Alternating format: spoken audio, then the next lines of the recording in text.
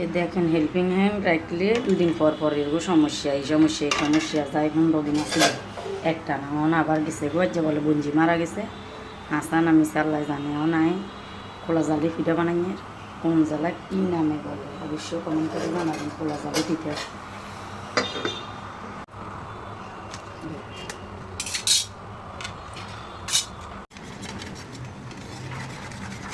পিঠাগুলো কি সুন্দর হইতেছে মাশাআল্লাহ।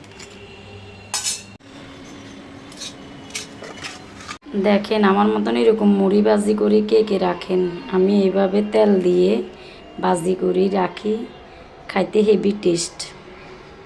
আসসালামু আলাইকুম, সবাই কেমন আছেন? দেখেন আমার ছেলে আমার বিয়ানের বাড়ি গেছিল বড় মেয়ে শ্বশুর বাড়িতে, বড় মেয়ে তো নাই, ও তো দেশের বাইরে থাকে।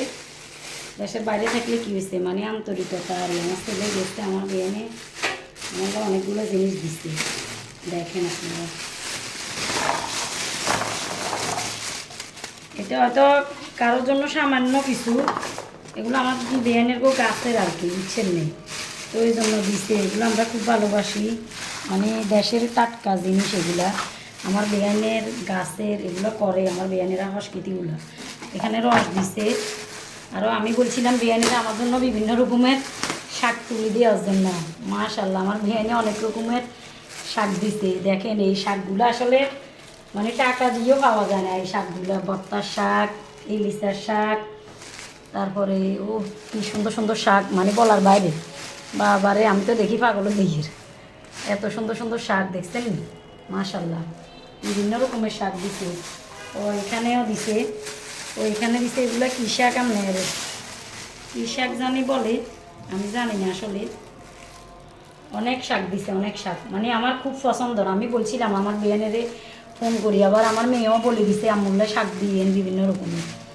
তো বিয়ানে দিছে সেজনার শাক, এগুলো একদম কচি কচি, আলু শাক, কিয়া মানে বিভিন্ন শাক আপনার। আসসালামু আলাইকুম, সবাই কেমন আছেন? আলহামদুলিল্লাহ, আশা করি সবাই ভালো আছেন, আমরাও ভালো আছি।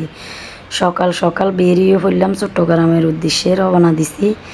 এখানে বড় দারগার হাট বাজার বলে, খুব সুন্দর বাজারটা, অনেক বড় দেখলাম, তার জন্য মানে ভিডিও করলাম। আমরা চট্টগ্রাম কোর্ট বিল্ডিংয়ে গিয়েছিলাম একটা জায়গার মানে কাজের জন্য, তাই আপনাদের সাথে একটু শেয়ার করলাম কোর্ট বিল্ডিংয়ের পরিবেশগুলা, মানুষ।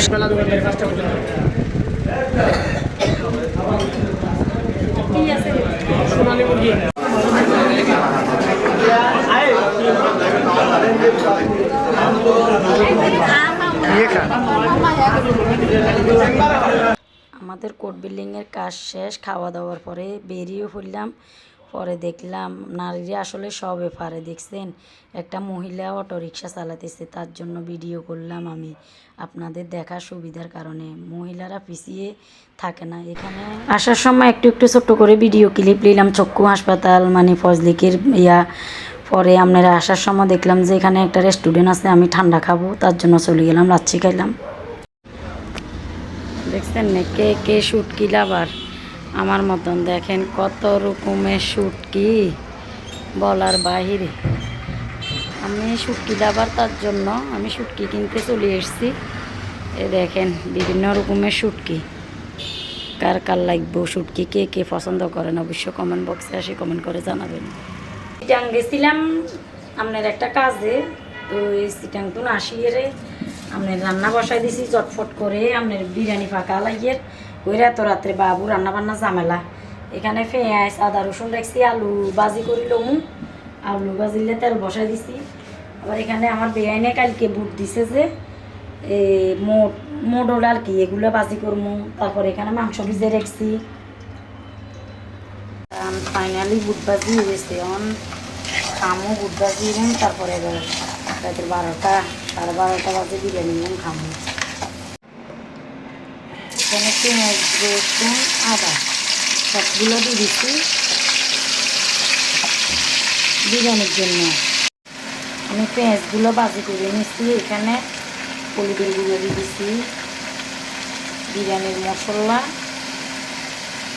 জাল দিচ্ছি বেশি করে, জাল জাল করে মতো লবণ। আমার মশলাগুলো কষানো হয়ে গেছে, এখানে আমি মাংসগুলো দিয়ে দিচ্ছি, আমি কটা হাড্ডি উড্ডিও দিচ্ছি। ফাইনালি আমার মাংসগুলো কষানো হয়ে গেছে, এখানে আমি চাল তারপরে মগর ডাল রাখছি, ওইখানে আবার আলু ভাজি করে রেখেছি, ওগুলো দিব একটু, ওগুলো কষানি ওই এলে তারপরে দিব। ফাইনালি বিরিয়ানিটা কষানি হয়ে গেছে, এখন আলুগুলো দিয়ে দিচ্ছি এখানে, যত চালগুলো বাজি হবো কষানি হবো মানে এত বেশি মজা হবো আর মানে জরা হবো। আমি পাশের চুলায় গরম পানি বসাই দিয়ে রেখেছিলাম, এখান থেকে গরম পানিগুলো দিয়ে দিচ্ছি, এই আর কি। ফাইনালি দেখছেন না আমার বিরিয়ানি হয়ে গেছে, একদম জরা হয়েছে, খুব জরা, হেভি টেস্টি হয়েছে, চাই হয়েছে মাশাআল্লাহ, বিসমিল্লাহ।